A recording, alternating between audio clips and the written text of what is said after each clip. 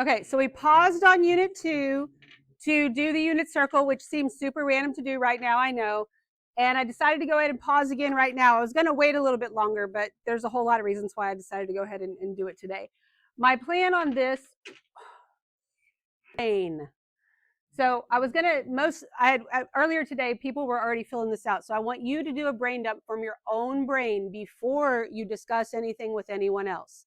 After you have dumped everything you can out of your own brain, then you can discuss with somebody else so that you can maybe talk about how you remember it or whatever. Okay.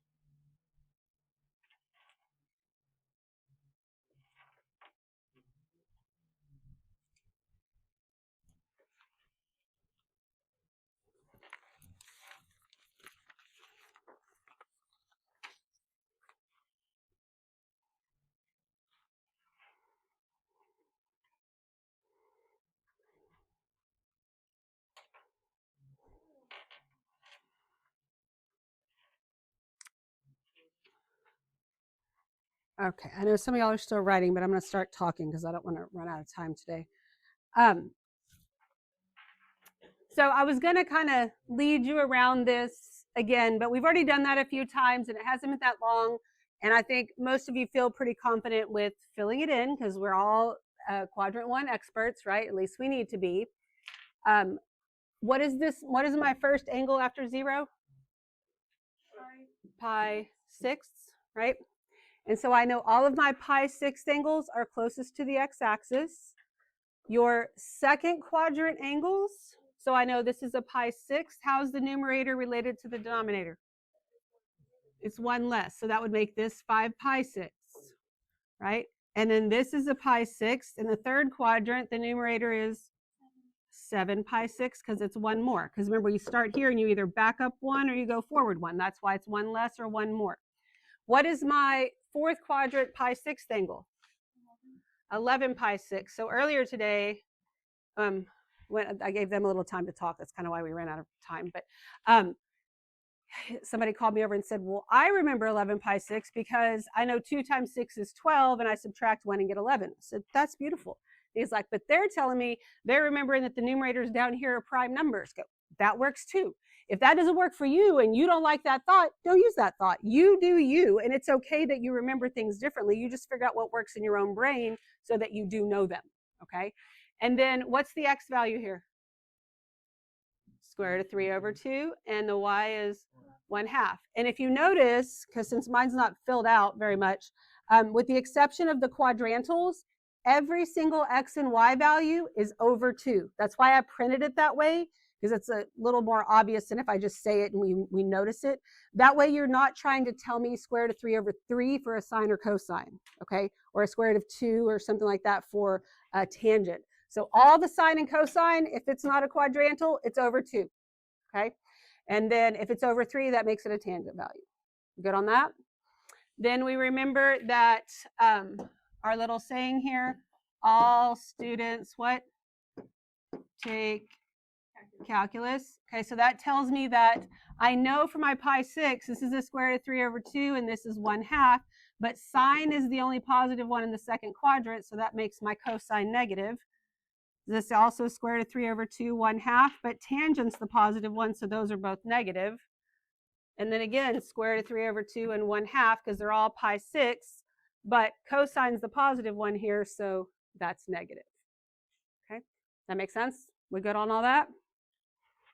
All right, so here it is filled out. It's a little messy, but I didn't want to stand up there and kind of rewrite it. I did write the tangent values in there because they asked about them third period. You don't have to do that. There's really not enough room for that. But really, you should kind of be able to check yourself, right? If you got the first quadrant down, you have the rest of it down as well as far as the ordered pairs are concerned. Just pay attention to your positives and negatives. But of course, you can be a genius at filling out this unit circle, but you don't want to have to fill it out every time you ever use it, right? That's not the idea. The more you actually write it down, the more the patterns and stuff make sense to you, but you don't want to have to do that on every test or every time you're ever asked for a value. So that's why we have that second piece of paper. But before we get there, we're going to do the bottom of this because I forgot to do that last period and had to come back. So down here, there we go. We remember again that this is all students take calculus. So my positive trig values in quadrant 1, they are all positive, right? In quadrant 2, what is positive? Sine. And so we have sine theta and its reciprocal. What is the reciprocal of sine? It has to be a co, right? Because you got to have one co in every pair.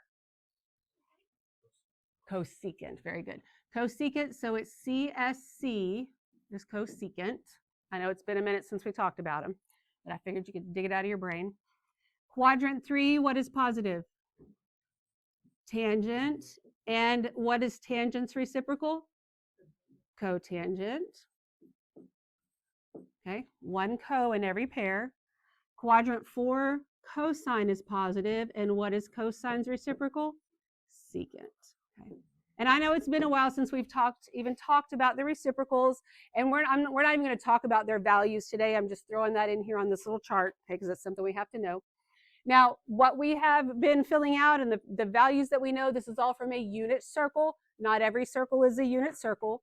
So in general, whether it's a unit circle or not, we know that sine is the y value of a unit circle, but in any circle, sine is going to be y over r, and cosine would be x over r. And tangent is still just y over x, but we don't want to have to do the math every single time, right? Then cosecant's the reciprocal of sine, so that would make it r over y. Secant would be r over x, and cotangent would be x over y. Okay, just kind of wanted this to be another little reference sheet for you to be able to look at for this stuff. Okay. Any questions at all? All right, grab your other sheet of paper. Okay, so now you have 10 minutes on this one from yesterday. All right, that's going on page 71. This is going on 72. We're going to start by reviewing quickly our reference angles because they're so important, and what they are will probably make a little bit more sense today than they did the first day. Remember that your reference angle is always positive and acute, and it is the shortest way back to the x-axis. This is my actual angle theta. Right, there is theta. The reference angle, shortest way back to the x-axis. And what Greek letter do we use for our reference angle? Yeah, the Jesus one. The fat Jesus fish, which is alpha. I forgot his name. It's a Jesus fish that like hit a wall and now he's got a round nose. Okay. And we're going to graph some of these, but not all of them. What quadrant is 2 pi thirds in? Second, okay? And what is pi thirds in degrees? 60, okay? So that means that if I start here, if I go all the way here, that's 3 pi thirds. So I back up one to get to 2 pi thirds. But if I think about 60, I'll kind of know where to put it. 60 would be about right there. If I back up 60, I'm about right there. So this is my theta, which is 2 pi thirds. Then the shortest way back to the x-axis right here is alpha. And what would alpha have to be in radians? Pi thirds, exactly, because I backed up pi thirds. Right? Everybody okay with that? All right, 11 pi 6, what quadrant is that in? Fourth. And pi 6 in degrees is 30. So if I'm here, I'd back up 30. That just kind of helps me know where to put it or how to visualize these things. So this right here is theta, which is 11 pi 6. And this is alpha. And what would alpha be? Just pi 6. Good. Negative 5 pi fourths. What quadrant is that in? Okay, I heard second and third. Now, the negatives throw some people off. So one way to think about the negatives is first think about it as positive. So let's just pretend like that's a positive 5 pi fourths. If I'm here, I rotate to here, that's pi fourths. So 5 pi fourths would put me in the third quadrant. So I know I rotate through 2 quadrants and then half of one more. So then I can come over here and go the other direction since it's negative, go through 2 quadrants and half of one more. And I think that might help you if you're getting thrown off by that. So this is theta, which is negative 5 pi fourths. Okay, everybody okay with that? All right, so then alpha, shortest way back to the x-axis, what would alpha be? Pi fourths, exactly. See how easy that is? If it's a pi fourths angle, pi fourths is your reference angle. If it's a pi thirds angle, pi thirds is your reference angle. Does that work that way for every single angle ever that's in radians? No, but it does on our special ones. Okay. I think I already asked you. Okay. And you said it's always trying to go back this way. That's positive. The reference angle? The Jesus fish? No, it's always, it doesn't have to always go back to the left. It's just the shortest way back to the x-axis, not the y. Oh, not the y. Okay. Yeah, and it doesn't matter which direction I go. It's still positive because it's not in standard form. Okay. Good question. Anything? Yeah, we're not doing this to the y-axis. Anything else? Is there a situation in which you would do this for No. the y-axis? All right. Well, I mean, you might want an angle with the y-axis for something else, but not for what we're doing with it right now. Does that make sense? Not for the reference angle or for this purpose. All right. So we're not going to graph these other three because you don't have to graph them all to find the reference angle. We're just going to talk about. It's okay. We're just going to talk about what quadrant it's in and then what the reference angle is. So 5 pi 6. What quadrant is that in? Second. Numerator is one less than the denominator, right? That's the second quadrant. And what would alpha be? 1 pi 6. Pi 6. If I have 29 pi 6, my reference angle is pi 6. Okay. So 7 pi fourths, what quadrant is that in? Fourth. Okay. And then my reference angle would be pi fourths. So much easier than degrees where I'd have to do subtraction and other things that would make it really complicated.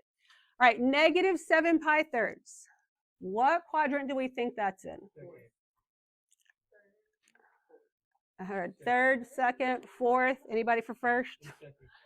Okay, let's think about this. Let's do positive first. So positive 7 pi thirds. I would rotate, this is 3 pi thirds, 6 pi thirds, so 7 pi thirds will put me right there, which means I would rotate all the way around and go one more and I'd end up in the fourth. Okay, so I am in the fourth quadrant and my reference angle would be pi thirds. Always positive, always a first quadrant angle. You have a choice of 3. Pi thirds, pi 6, pi fourths. Those are your only choices. Okay, we good so far? All right, so I'm going to take you through how to think about these, thinking about everything through the first quadrant. So remember that all students take calculus. And I want you to write down everything I'm writing down. I realize you may not think you need to, and you might not right now, but I don't want to lose anybody, and I want you to have something to look back at if you haven't done this in a while and you're trying to remember what the heck to do. Okay, so if I want the sine of 2 pi thirds, the first thing you ask yourself is, what quadrant is 2 pi thirds in? Which one is it? Second. So it is in the second quadrant. Then you ask yourself, in the second quadrant, is sine positive or negative? Positive.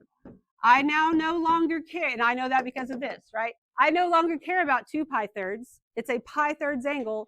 What is the sine of pi thirds?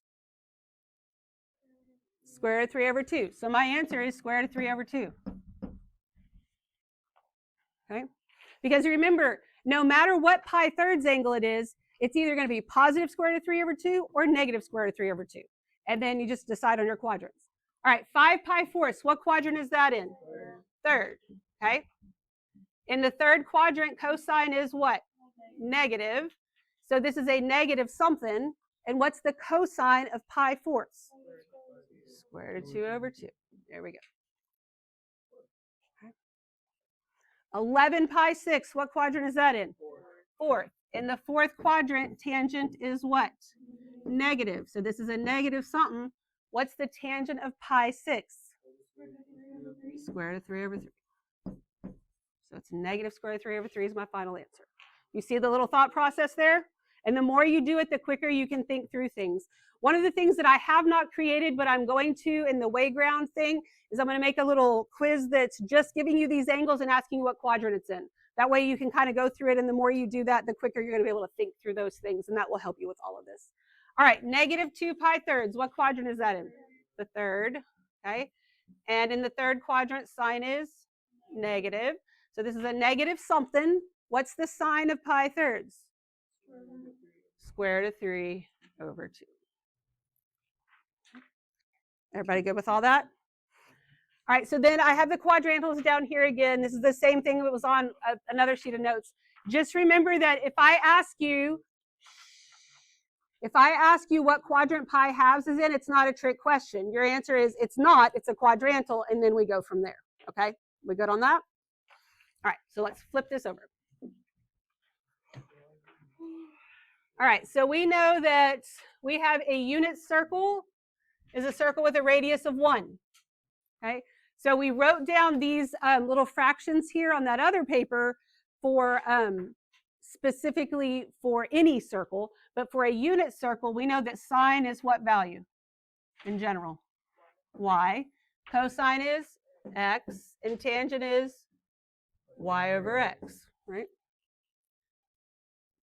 Cosecant is the reciprocal of what? Sine. So it's 1 over y. Secant is 1 over x.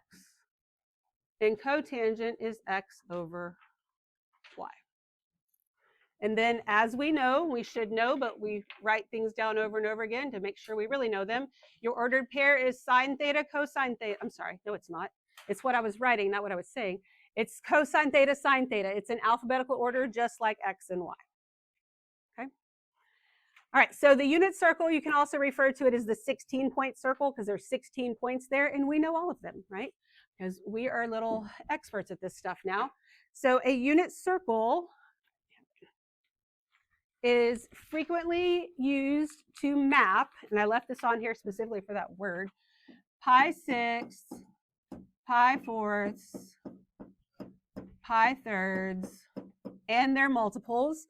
And so when you think about mapping, I want you to think about the fact that we're reflecting. Like if this is pi 6, I know that this is a pi 6 angle, and we're mapping from here to here, okay? Just like you know, driving around something. As well as 0, pi halves, pi, and 3 pi halves, which are the quadrantals.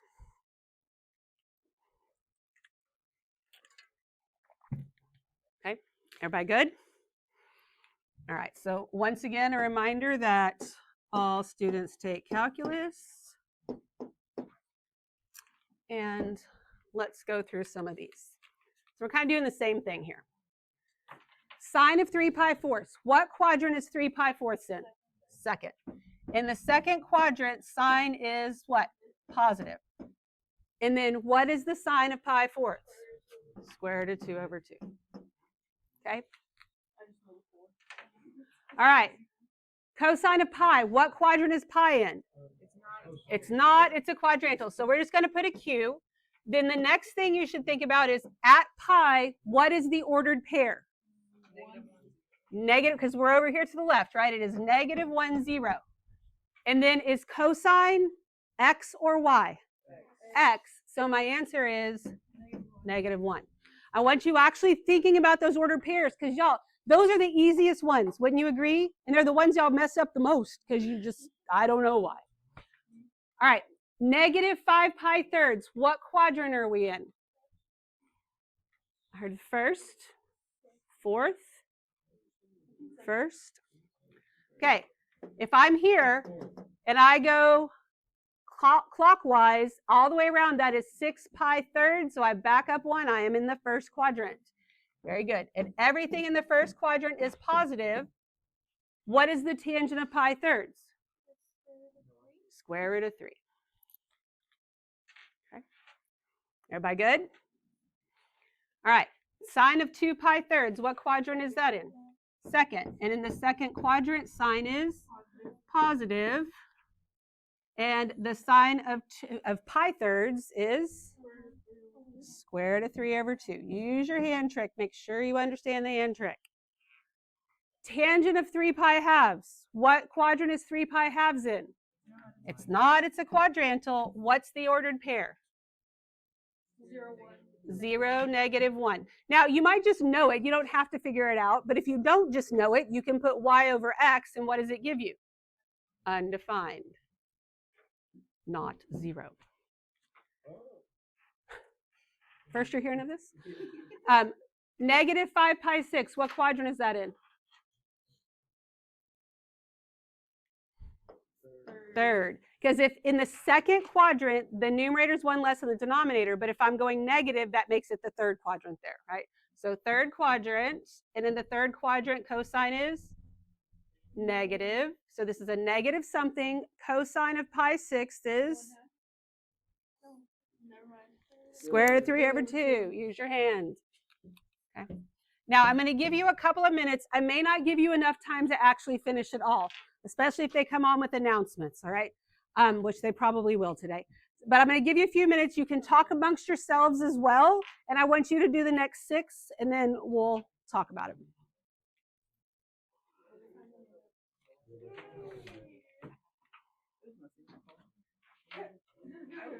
Is that what we're supposed to be talking about right now?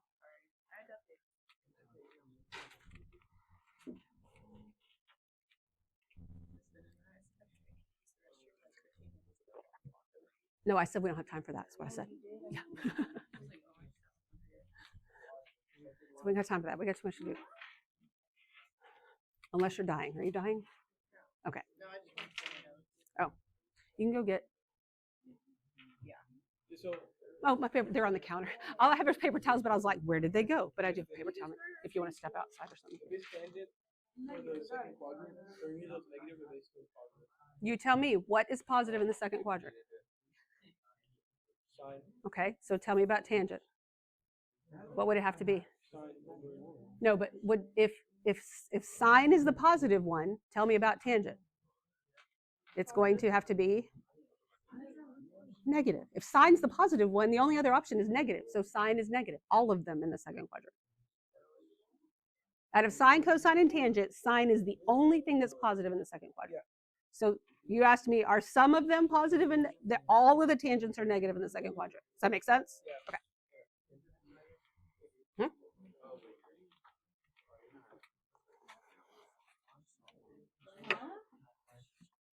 Huh? I got the 4th quadrant. I don't know why that just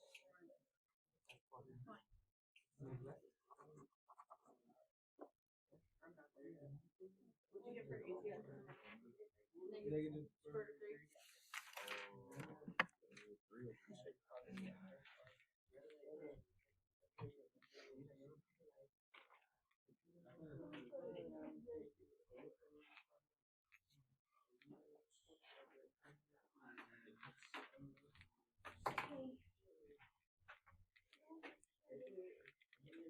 What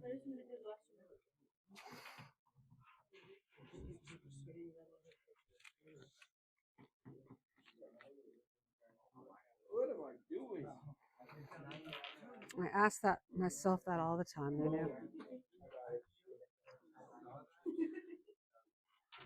Okay, I don't like rushing you because I know you may not all be done, but I also don't want to get cut off by the announcements, and I want to do this and say a couple other things. So, cosine of 3 pi fourths, what quadrant are we in? Second. And in the second quadrant, cosine is negative. So this is a negative something. What's the cosine of pi fourths? Square root of 2 over 2. Okay, we good?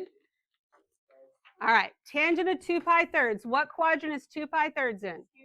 Second. And in the second quadrant, tangent is negative. And tangent of pi thirds is square root of 3. Okay? Y'all understand the process here? Any questions so far? All right.